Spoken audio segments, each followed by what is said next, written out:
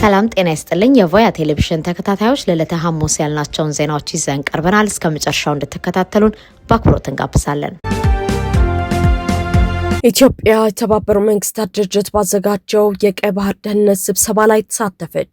በያዝነው ሳምንት በኬንያ ዋና ከተማ ናይሮቢ በቀይ ባህርና ኤደን ባህረ ሰላጤ ደህንነት ላይ ያተኮረ የምክክር ስብሰባ መከናወኑ ተገለጸ። የተባበሩት መንግስታት ድርጅት የአደንዛዥ እጽና ወንጀል ቢሮ ዩኤንኢዲሲ ባዘጋጀውና በአውሮፓ ህብረት በኢንተርፖል በዓለም አቀፍ መርከብ ድርጅትና በኢጋድ ጋፍ በተደረገለት በዚህ ስብሰባ ላይ ኢትዮጵያ፣ የመን፣ ጅቡቲና ሶማሊያ ከፍተኛ የደህንነት ባለስልጣናት መሳተፋቸውን ተመድ አስታውቋል። የተባበሩት መንግስታት ድርጅት ይፋዊ ድረገጽ ላይ እንደሰፈረው መረጃ ይህ ስብሰባ የተከናወነው በመካከለኛው ምስራቅ አገራት የመርከቦች ጉዞ ላይ የተፈጠረውን ውጥረት መሰረት በማድረግ በቀይ ባህርና በኤደን ባህረ ሰላጤ ተመሳሳይ ችግር እንዳይፈጠር መከላከል በሚቻልበት ላይ ለመምከር ነው። ጨምሮም ቀይ ባህርና ኤደን ባህረ ሰላጤን ማንም ሀገር የሚያስተዳድረው በመሆኑ በአካባቢው እየጨመረ ከመጣው ስጋት እንዴት መጠበቅ እንዲቻል ተሳታፊዎቹ መክረዋል ብለዋል። በስብሰባው ወቅት የጅቡቲ ማሪታይም ባለስልጣን ተወካዩ አብደራሂም ሙሐመድ አሊ ሲናገሩ ስለ ስጋቶች የምንነጋገር ከሆነ በሆርሙዝ ሰርጥ እየተፈጸመ ያለው ጥቃት፣ በመርከቦች እንቅስቃሴ ላይ ገደብ መጣሉ በኤደን ባህረ ሰላጤ ቀጥተኛ ተጽዕኖ ይፈጥራል። የባህር ወንበዴዎችን እንደ መልካም አጋጣሚ በመጠቀም መርከቦች ላይ ጥቃት ይፈጥራሉ። ምክንያቱም የዓለም ትኩረት ሌላ አቅጣጫ ላይ መሆኑን ይገነዘባሉ ብለዋል። ቀይ ባህርና ኤደን ባህረ ሰላጤ በዓለም ላይ ካሉ የባህር ኮሪደሮች አንዱ ሲሆን የቀጠናውን ኢኮኖሚ ከዓለም ገበያ ጋር የሚያገናኝ ነው። የዩኤንኢዲሲ የቀይ ባህርና ኤደን ባህረ ሰላጤ አስተባባሪ የሆኑት ሙስጠፋ ኤልባና በበኩላቸው አካባቢው በውስብስብና እርስ በርሳቸው የተያዙ ችግሮች ውስጥ እንዳለ ጠቅሰው እንዲህ አይነቱ ምክክር ችግሩን ለመፍታት እንደሚጠቅም ገልጸዋል። ከችግሮቹ መካከል የባህር ወንብድና፣ ህገወጥ አሳ ማጥመድ፣ የሰዎች ዝውውር፣ የስደተኞች ፍልሰትና የአደንዛዥ እጽ ኮንትሮባንድ እንደሚገኙበትም ጠቅሰዋል። በዚህ ስብሰባ ተሳታፊ የሆነችው ኢትዮጵያ የመርከቦችን ደህንነት ማስጠበቅ ከህግ ማስከበርም በላይ ለኢኮኖሚዋ መረጋጋት ወሳኝ መሆኑን ገልጻለች። የኢትዮጵያ ማሪታይም ባለስልጣን ኃላፊው ካፒቴን ክብሩ መስፍን በስብሰባው ላይ ባሰሙት ንግግር አብዛኛው የሀገራቸው ንግድ በጅቡቲ በኩል እንደሚያልፍ ጠቅሰው የባህር መስመሩን ደህንነት ማስጠበቅ ለአገሪቱ ኢኮኖሚ እጅግ አስፈላጊ መሆኑን ገልጸዋል።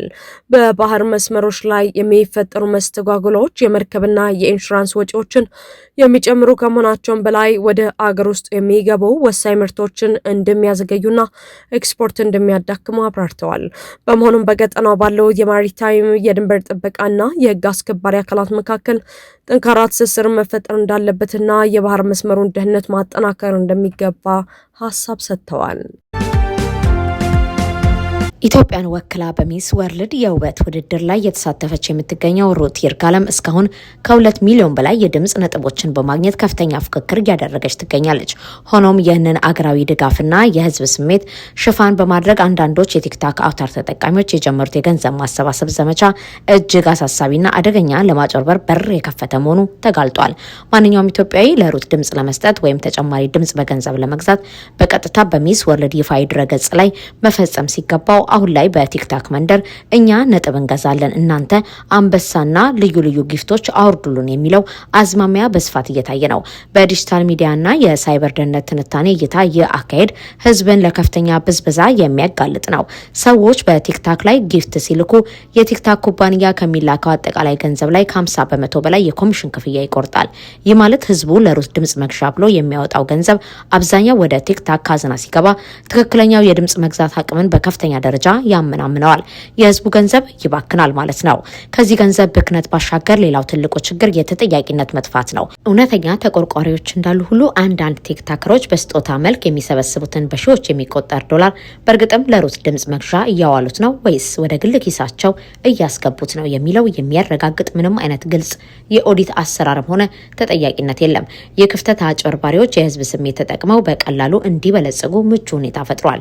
ይህ አሳሳቢ የውንብድና ተግባር ተግባር በአፋጣኝ ሊቆም ይገባል። የዲጂታል ሚዲያ አዋቂዎች እንደሚመክሩት ትክክለኛ የሀገር ፍቅርና ለሩት ይርጋለም እውነተኛ ድጋፍ ያላቸው ቲክታከሮች ከህዝብ ላይ ጊፍት ከመሰብሰብ ይልቅ የውድድሩ ይፋ የድረገጽ ሊንክ በማጋራት ህዝቡ በቀጥታ ራሱ ድምጽ እንዲገዛና እንዲመርጥ ማስተማር ይጠበቅባቸዋል። ተመልካቹም ቢሆን በማያውቀው የቲክታክ አካውንት ላይ ጊፍት ከማፍሰስና ለአጭበርባሪዎች በር ከመክፈት ተቆጥቦ በቀጥታ ወደ ሚስ ወርልድ ዌብሳይት በመሄድ ድምጹን መስጠት ሩት ይርጋለምን ወደ ላቀ ደረጃ ማሸጋገር እንዳለበት በጽኑ ተመክሯል። ለሩት ድምጽ ለመስጠት በኮመንት ላይ ሊንኩን አስቀምጠናል።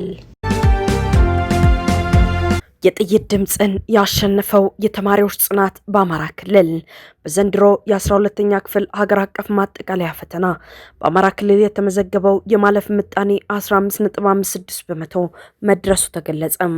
የውጤት የተመዘገበው ክልሉ እጅግ ፈታኝ በሆነ የጸጥታ መደፍረስና ግጭት ውስጥ በሚገኝበት ወቅት ሲሆን የትምህርት ማህበረሰቡና ተማሪዎች ሰላም ቢኖር ኖሮ ከዚህ በእጅጉ የላቀ ውጤት ማምጣት ይቻል እንደነበር አስገንዝበዋል።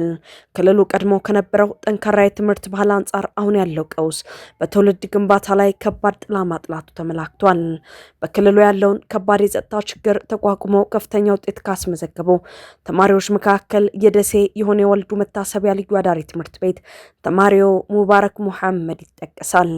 ተማሪው 587.17 በማምጣት በክልሉ ሶስተኛውን ከፍተኛ ውጤት ማስመዝገብ የቻለ ሲሆን ከጎንደር እስከ ደሴ ያደረገውን የ517 ኪሎ ሜትር አስፈሪ ጉዞና የጥይት ድምጽ እየሰሙ ፈተና ላይ ማተኮር ምን ያህል ስነ ልቦናዊ ጫና እንደነበረው ይገልጻል። በተመሳሳይ 586.91 ያመጣው የአዊ ዞን ተወላጁ አማኑኤል እምቢያለም በሱ ዕድሜ የሚገኙ በርካታ ታዳጊዎች ትምህርት ቤቶች በመዘጋጃቸው ምክንያት ለ2 እና 3 ዓመታት ከትምህርት ገበታ መራቃቸውን በቁጭት ያስታውሳል። በሌላ በኩል ይህንኑ አውዳሚ የጸጥታ ቀውስ ተጋፍጠው አስደናቂ ተቋማዊ ስኬት ያስመዘግቡ ትምህርት ቤቶች አሉ። የደሴ የሆነ የወልዱ መታሰቢያ ልዩ አዳሪ ትምህርት ቤት ለፈተና ያስቀመጣቸውን ተማሪዎች ሙሉ በሙሉ ወይም 100% ያሳለፈ ሲሆን ከነዚህም ውስጥ 96 በመቶዎቹ 500 እና ከዚያ በላይ ከፍተኛ ውጤት ማምጣታቸውን የትምህርት ቤቱ ርዕሰ መስተዳድር አቶ ሳሊም ሙሐመድ አረጋግጠዋል። አቶ ሳሊም አክለውም የተቋማቸው ግብ ተማሪዎቹን ማሳለፍ ብቻ ሳይሆን በአገር አቀፍ ደረጃ ከፍተኛውን ውጤት ማስመዝገብ መሆኑን ገልጸዋል። በተመሳሳይ የደሴ መምህር አካልወልድ ልዩ ትምህርት ቤት ለፈተና ያስቀምጣቸውን 76 ተማሪዎች 100% ማሳለፉን ችሏል። ውጤቱን በተመለከተ አስተያየታቸውን የሰጡት ወላጅና የሕግ አማካሪ አቶ መንግስቱ ዘገየ ተማሪዎችና መምህራኑ በፈተና ውስጥ አልፈው ያሳዩት ተጋድሎ የሚደነቅ ቢሆንም አሁንም በርካታ ትምህርት ቤቶች ተዘግተው መቆየታቸው የትውልድ ኪሳራ መሆኑን አስጠንቅቀዋል። አቶ መንግስቱ አክለውም የትምህርት መብት በማናቸውም ሁኔታ ሊጣስ እንደማይገባ በማስገንዘብ በየትኛውም ጎራ የተሰለፉ ታጣቂ ኃይሎች የትምህርት ተቋማትና የተማሪዎችን ዕጣ ፈንታ የድርድርና የግጭት አካል ከማድረግ እንዲቆጠቡ አጥብቀው አሳስበዋል። በዘንድሮ የ12ኛ ክፍል ሀገር አቀፍ ፈተና በመላው ሀገሪቱ 70544 ተማሪዎች የማለፊያ ነጥብ ማምጣታቸው ይታወሳል። ይሁን እንጂ በአማራ ክልል የተመዘገበው 15.56 በመቶ የማለፍ ምጣኔ ተማሪዎች ሞትና መፈናቀልን ተሻግረው ያመጡት የህይወት ትግል ማሳያ ቢሆንም ሰላም ቢረጋገጥ ኖሮ የተማሪዎቹ አቅም ምን ያህል ሊፈነጥቅ እንደሚችል ፍንትው አድርጎ ያሳየ አጋጣሚ ሆኖ አልፏል። የግብጽ የውጭ ጉዳይ ሚኒስቴር የአባይ ወንዝ ውሃን የሚያደናቅፍ ጉዳት ከተከሰተ ግብጽ ራሷን የመከላከል መብት አላት አሉ። የግብጽ የውጭ ጉዳይ ሚኒስቴር በድር አብደል አቲ የአባይ ወንዝ ውሃን ፍሰት የሚያደናቅፍ ማንኛውም ጉዳት ከተከሰተ አገራቸው በዓለም አቀፍ ሕግ መሰረት የመከላከል መብት እንዳላት አስታወቁ። ሚኒስትሩ በዚህ ሳምንት ሀሌ ጋምብል ከተሰኘ ቴሌቪዥን ጣቢያ ጋር ባደረጉት ቃለ ምልልስ የአባይ ወንዝ ለግብጻውያን የህልውና ጉዳይ በማለት አስረድተዋል። ጨምሮም ወንድሞቻችንና እህቶቻችን ብለው ገልጸዋቸው የኢትዮጵያ ህዝቦች ጋር ምንም ችግር እንደሌለባቸው ጠቅሰው በታላቁ የህዳሴ ግድብ ላይ አገራቸው ለ13 ዓመታት ያህል ስትደራደር መቆየቷን አውስተዋል። ያን ያህል ዓመት ያለ ስምምነት ንግግር ውስጥ ቢቆዩም በመጨረሻ ግን ንግግሩ መቋረጡን ጠቅሰዋል። ከቴሌቪዥን ጣቢያው በጉዳዩ ላይ ወታደራዊ መፍትሄ ማምጣት ይቻል እንደሆነ ተጠይቀው ሲመልሱ ደግሞ የግብጽ ወታደራዊ ኃይል ዋነኛ ስራው አገሪቱን ድንበሯንና ፍላጎቷን ማስጠበቅ ነው። እኛ ምንም አይነት የተናጠል እርምጃ አንፈቅድም ብለን ተናግረናል ያሉ ሲሆን የውሃውን ፍሰት የሚያደናቅፍ ማንኛውም ጉዳት ካጋጠመ በዓለም አቀፍ ህግ መሰረት አገርን የመከላከል እርምጃ የመውሰድ መብት እንዳላቸው አስታውቀዋል። በትግራይ ክልል ሰሃርቲ ወረዳ በተፈጸመ የድሮን ጥቃት በአንድ ትምህርት ቤት ላይ ከባድ ውድመት ደረሰ። በትግራይ ክልል ሰሃርቲ ወረዳ ዛሬ በተፈጸመ የድሮን ጥቃት በአንድ ሁለተኛ ደረጃ ትምህርት ቤት ላይ ከፍተኛ ጉዳት መድረሱን የክልሉ ትምህርት ቢሮ አስታወቀ። ቢሮው ድርጊቱን የትምህርት ተቋማትን ሆን ብሎ ለማውደም ያለመ ጥቃት ነው ሲል አጥብቆ ኮንኖታል።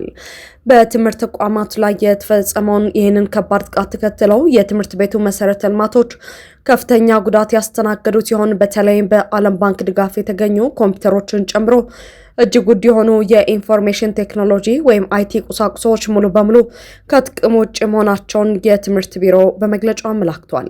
የክልሉ ትምህርት ቢሮ አክለውም በጥቃቱ ወቅት በትምህርት ቤቱ ግቢም ሆነ በአካባቢው አንዳችም አይነት ወታደራዊ እንቅስቃሴ እንዳልነበር አረጋግጧል። ይህንን መነሻ በማድረግም ጥቃቱ ምንም አይነት ወታደራዊ ኢላማ የሌለውና የክልሉን የትውልድ ማንነት ስራ ለማዳከምና የትምህርት መሰረተ ልማቶችን ለማፈራረስ ሆን ተብሎ የተሰነዘረ መሆኑን ወንጅሏል። በሲቪልና የትምህርት ተቋማት ላይ የተቃጣው ጥቃት በክልሉ በድጋሚ እያሻቀበ ለመጣው የአየር ላይ ጥቃት አደጋ ማሳያ መሆኑ ተጠቁሟል። ከክልሉ የወጡ የቅርብ ጊዜ መረጃዎች እንደሚያሳዩት በተያዘው ሳምንት ውስጥ ብቻ በትንሹ 5 የተለያዩ የድሮን ጥቃቶች በትግራይ ክልል የተለያዩ አካባቢዎች ተፈጽመዋል። የተደጋጋሚ ጥቃት በማህበራዊ አገልግሎት ሰጪ ተቋማት ላይ እያደረሰ ያለው ውድመት እጅግ አሳሳቢ ደረጃ ላይ መድረሱን ክስተቱ ያመላክታል። ዳቪዶ ኢትዮጵያ ወይንም ሩዋንዳ ብትሆን ትታሰር ነበር። የናይጄሪያ ፕሬዝዳንት አማካሪ በናይጄሪያ ታዋቂ የሆነው ድምፃዊ ዴቪድ ኤዴሌክ ወይንም ዳቪዶ በማህበራዊ ሚዲያ በሰጠው ፖለቲካዊ አስተያየት ኢትዮጵያ ወይንም ሩዋንዳ ውስጥ ቢሆን ኖሮ ይታሰር እንደነበር የፕሬዝዳንት ቦላ ቲኑቡ የሚዲያ አማካሪ ገለጹ። የናይጄሪያው ፕሬዝዳንት የሚዲያ ከፍተኛ አማካሪ ቴሚቶቤ አጃዬ ይህንን የተናገሩት በሀገሪቱ ኦሱን ግዛት በተካሄደው ምርጫ ገዢው ፓርቲ መሸነፉን ተከትሎ የድምፃዊ ሚና ምን እንደነበር ሲያብራሩ ነው። በግዛቱ የተደረገው ምርጫ ያሸነፉት የዳቪዶ አጎት የሆኑት አዴሞላ አዴሌኬ ሲሆኑ በምርጫ ቅስቀሳ ወቅት ድምፃዊው በማህበራዊ ሚዲያ ድጋፍ ሲሰጣቸው እንደነበር አውስተዋል። አማካሪው ሲናገሩ ዳቪዶ በምርጫ ወቅት ገለልተኛ የፖለቲካ አስተያየት አልሰጠም፣ ለአጎቱ በንቃት ቅስቀሳ ሲያደርግ ነበር።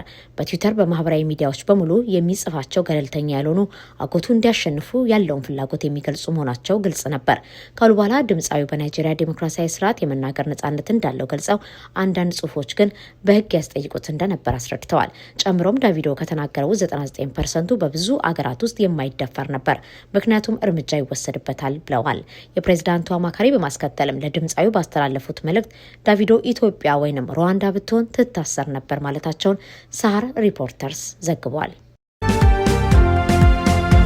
ወቅታዊውን ማሻሻያ መመዘን ያልቻለው የገንዘብ ሚኒስቴር የትንበያ ማዕቀፍ ሊቀየር መሆኑ ተገለጸ። የዓለም አቀፍ የገንዘብ ተቋም IMF ይፋ ያደረገው የቅርብ ጊዜ ሪፖርት እንዳመላክተው የገንዘብ ሚኒስቴር ማክሮ ኢኮኖሚን ለመተንበይ ሲጠቀምበት የነበረውን ነባር ማዕቀፍ በአዲስ ሊተካ ነው። ለዚህ ወሳኝ የለውጥ እርምጃ በምክንያትነት የቀረበው አሁን በስራ ላይ ያለው የምጣኔ ሀብት መለኪያ መንግስት በቅርቡ ተግባራዊ ያደረጋቸው ሰፋፊ የኢኮኖሚ ማሻሻያዎች በገበያ ውስጥ ያመጡትን ለውጥና መዋቅራዊ ስርጸት በትክክል ለማሳየት አቅም አንሶት በመገኘቱ ነው። ሚኒስትሩ ሊተገብረው ያሰበው የአዲስ የትንበያ ማዕቀፍ አዳዲስ የመንግስት የኢኮኖሚ ማሻሻያዎች፣ የፖሊሲ ውሳኔዎች እንዲሁም ድንገተኛ አገራዊና ዓለም አቀፋዊ ለውጦች በኢኮኖሚውና በአገሪቱ የዕዳ ጫና ላይ የሚያሳድሩትን ተጽዕኖ በጥልቀትና በተሻለ መንገድ ለመገምገም የሚያስችል መሆኑን ሪፖርቱ አብራርቷል። አዲሱ አሰራር ሀገሪቱ ያላትን ተጨባጭ የኢኮኖሚ አቅምና ሊያጋጥሟት የሚችሉትን የፊስካል ስጋቶች አስቀድሞ ለማየት ትልቅ ሚናን ይኖረዋል። IMF ለሚኒስቴር መስሪያ ቤቱ ዘመናዊና ወቅቱን የዋጀ የምጣኔ ሀብት ትንበያ ማዕቀፍ ለመቅረጽ የባለሙያዎችና የገምጋሚ ቡድኖችን ወደ ስፍራው በመላክ ጥልቅ ጥናት ሲያካሄድ መቆየቱን ሪፖርቱ አስታውሷል። የዚህ ጥናት ዋና ግምገማ ዋና ግኝትም ሚኒስትሩ እስካሁን ሲጠቀምበት የቆየው ማዕቀፍ የሀገሪቱን ወቅታዊ የኢኮኖሚ ለውጦች ለመመዘን የሚያስችል አቅም የሌለውና ሰፋፊ ክፍተቶች ያሉበት መሆኑን በግልጽ ያሳየ ሆነዋል። በኦሮሚያ ክልል ቦረና ዞን ጉጂ ወረዳ የተከሰተውን የከፋ የውሃ እጥረትና የተስተጓጎሉ የመሰረተ ልማት ፕሮጀክቶችን በተመለከተ ነዋሪዎች ከባድ አቤቱታ አቀረቡ። የኦሮሚያ ክልል መንግስት አርብቶ አደሩን ከድርቅ ለመታደግ የተለያዩ የውሃ ማሰባሰብና የመስኖ ፕሮጀክቶችን እያከናወነ መሆኑን ቢገልጽም በቦረና ዞን ጉጂ ወረዳ የሚገኙ ነዋሪዎች ግን ለከፋ የሰውና የእንስሳት የመጠጥ ውሃ እጥረት መጋለጣቸውን አሳውቀዋል። ከወረዳው 19 ቀበሌዎች መካከል 17ቱ ምንም አይነት አይነት የመጠጥ ውሃ አቅርቦት የሌላቸው ሲሆን በተለይም በሊቦማ ቀጠና ስር የሚገኙ ቀበሌዎች ነዋሪዎቹ ውሃ ለማግኘት እስከ 25 ኪሎ ሜትር ርቀት በመጓዝ ሞያሌ ወረዳ ወዳለው ለገሱሪ አካባቢ ለመሄድ መገደዳቸው ተመላክቷል። የአካባቢው ነዋሪዎች ይፋ ባደረጉት ቅሬታ እንዳስገነዘቡት በክልሉ የመስኖ ቢሮ ጥናት ተደርጎበት በሳዲን ቀበሌ ለገቡራ ተብሎ በሚጠራው ስፍራ ሊገነባ የነበረው ትልቅ የውሃ ፕሮጀክት ከህዝብ ፍላጎትና እውቅና ውጪ በሴራ ወደ ሌላ አካባቢ ወይም ኤርዳና ቀበሌ እንዲዛወር ተደርጓል። ይህንም ተከትሎ ማህበረሰቡ በተደጋጋሚ በወረዳው ምክር ቤት ስብሰባዎች ላይ አቤቱታዎችን ቢያነሳም ሰሚ ጆሮ ማግኘት እንዳልቻለ ተገልጿል። በተጨማሪም ከቀሊቀልቻ ቀበሌ ወደ ጉቺ የቅጥር ገበሬ እንዲዘረጋ ታቅዶ የነበረው ሌላኛው የውሃ ፕሮጀክት የቦታው መረጣ ተጠናቆ ወደ ማህበረሰቡ ከፍተኛ ደስታ ተሰምቶት በነበረበት ወቅት ውሃው ለሰው ልጅ ጤና ተስማሚ አይደለም በሚል ያልተጠበቀ ሰበብ በድንገት መቋረጡ የነዋሪውን ቅሬታ ይበልጥ አባብሶታል። የፕሮጀክቶቹ መሰረዝና ሆን ተብሎ መዛወር ማህበረሰቡን በእጅጉ ተስፋ ያስቆረጠና ለከፋ ጥማት የዳረገ አሳሳቢ ክስተት መሆኑን ነዋሪዎች ይገልጻሉ።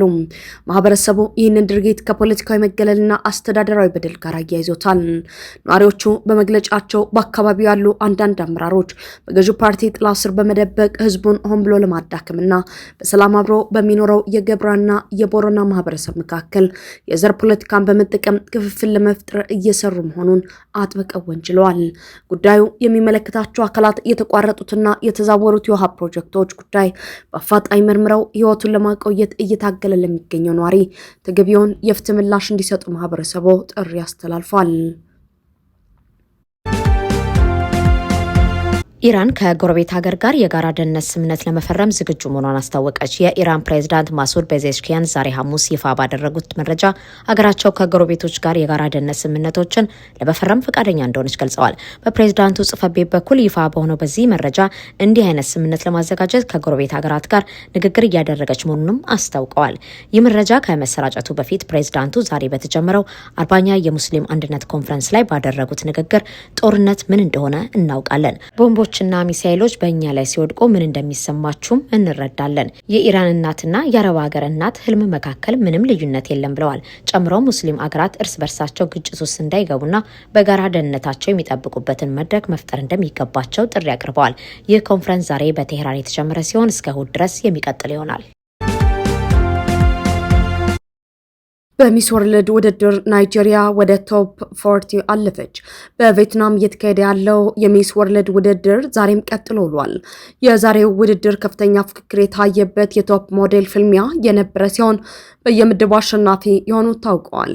በዚህ መሰረት ከአሜሪካና ካሪቢያን ምድብ ዶሚኒካን ሪፐብሊክ፣ ከአፍሪካ ምድብ ናይጄሪያ፣ ከአውሮፓ ፈረንሳይና ከእስያ ኦሽኒያ ቪየትናም አሸናፊ ሆነዋል።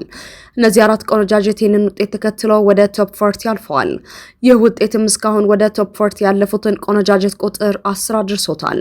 ከዚህ ቀደም ሄድ ቱ ሄድ በተሰኘው ውድድር ከአፍሪካ ደቡብ አፍሪካ፣ ከአሜሪካና ካሪቢያን ትሪኒዳድና ቶቤጎ፣ ከአውሮፓ ጀርመንና ከእስያና ኦሽኒያ ፊሊፒንስ ማለፋቸው ይታወሳል። እንዲሁም በታለንት ውድድር ሚስ ኢንግላንድ ያለፈች ሲሆን በስፖርት ቻሌንጅ ደግሞ ሚስ ፖርቶሪኮ ማለፏ ይታወቃል። ከአፍሪካ በመጀመሪያ ወደ ቶፕ 40 ያለፈችው ሚስ ደቡብ አፍሪካ ስትሆን ዛሬ ደግሞ ሚስ ናይጄሪያ ሁለተኛዋ ቶፕ 40 የገባች ሆናለች። ቶፕ 40 ውስጥ ከየምድቡ 9 ቆነጃጀት የሚመረጡ ሲሆን 10ኛዋ የምትመረጠው በኦንላይን እየተሰጠ ባለው የህዝብ ድምጽ ይሆናል። ከአፍሪካ ምድብ ይህንን የህዝብ ድምጽ ኤርትራዊቷ ስኒት የምትመራ ሲሆን በተከታይነት ኢትዮጵያዊቷ ሮት ይርጋለም ተቀምጣለች። የሁለቱ ጠንካራ ተፎካካሪ ሆና በሶስተኛነት የተቀመጠችው ሚስ ናይጄሪያ ዛሬ ወደ ቶፕ 40 በመግባቷ የምታገኘው የህዝብ ድምጽ ያን ያህል የሚጠቅማት አይሆንም። የአምባሳደርነት ሹመት ውዝግብ፣ የቲክቶከሩ አዶናይና የኢሬቻ በዓል ጉዳይ። በቅርቡ በማህበራዊ ሚዲያ በተለይም ቲክቶክ ላይ ከፍተኛ ተከታይ ያለው አዶናይ ብርሃኔ ኃይለ ሚካኤል የዘንድሮ የኢሬቻ በዓል አምባሳደር ሆኖ ተሾመ የሚል መረጃ በስፋት መሰራጨቱ አነጋጋሪ ሆኗል። ጉዳዩ ትኩረት የሳበው ኢሬቻ በኦሮሞ ባህል ውስጥ ትልቅ ቦታ ያለው በዓል ከመሆኑ አንጻር ይህንን በዓል ወክሎ አምባሳደር የሚሆነው ማን ነው? ምንስ መስፈርት ሊያሟላ ይገባል? የሚለው መሰረታዊ ጥያቄዎችን በማስነሳቱ ነው። አንዳንዶች አንድ የቲክቶክ አዝናኝ በቂ የባህል ግንዛቤ ሳይኖረው እንዲህ አይነቱን ከባድ የባህል ኃላፊነት እንዲሸከም መደረጉ ተገቢ አይደለም ሲሉ ተችተዋል። በሌላ በኩል ደግሞ አዶናይ በማህበራዊ ሚዲያ ያለው ከፍተኛ ተቀባይነት ታዳጊዎችን ወደ ባህልና ማንነታቸው ለመሳብ ትልቅ እድል ሊፈጥር እንደሚችል የሚከራከሩ አሉ። ሆኖም ሁለቱም ወገኖች የሚስማሙበት አንድ ሀቅ ቢኖር ማንኛውም የባህል ውክልና የስርዓቱን ክብርና አሰራር በጠበቀ መልኩ መከናወን እንዳለበት ነው። ይህንኑ ውዝግብ ተከትሎ የቱለማ አባገዳ ጌቱ ተሊላ ለቢቢሲ በሰጡት ማብራሪያ የቱለማ አባገዳዎች ማንንም ሰው የዘንድሮ ኢሬቻ አምባሳደር አድርገው አልሾሙም በማለት መረጃውን አስተባብለዋል። አባገዳው እንዳስረዱት ክስተቱ የተፈጠረው ከአንድ የግል ድርጅት በቀረበላቸው የምሳ ግብዣ ላይ በነበሩበት ወቅት ነው። ከዝግጅቱ በኋላ የድርጅቱ ባለቤት ለአንዳንድ ግለሰቦች እውቅና ለመስጠት የአባገዳዎቹን ቡራኬ ቢጠይቅም እነርሱ ግን ባህላችን አይፈቅድም በማለት መከልከላቸውን አብራርተዋል። አባገዳው አክለውም ኢሬቻ ዓለም አቀፍ በዓል የሆነ በመምጣቱ ከማንኛውም ብሔር አምባሳደር ሊመረጥ እንደሚችል ቢገልጹም እንዲህ አይነት ውሳኔ ግን በአንድ ግለሰብ ጓዳ ውስጥ የሚደረግ ሳይሆን በባህልና ቱሪዝም ቢሮና በሕዝብ በፊት በግልጽ መከናወን ያለበት ሕጋዊ ሂደት መሆኑን አሳስበዋል። በሌላ በኩል ቲክቶከሩ አዶናይም በማህበራዊ ሚዲያ ገጹ ባወጣው መግለጫ ከአባገዳዎች ጋር ምሳ መብላቱንና ምርቃት ማግኘቱን ቢገልጽም የኢሬቻ አምባሳደር ሆኜ ተሾምኩ የሚለው መረጃ ስህተት ነው፣ ይህ ሊታረም ይገባል ብለዋል። አክሎም ይህንን ታላቅ ባህል ለዓለም ለማስተዋወቅ የግድ መሾም እንደማያስፈልገውና የኦሮሞን ባህል በደስታ እየተማረ መሆኑን ገልጸዋል።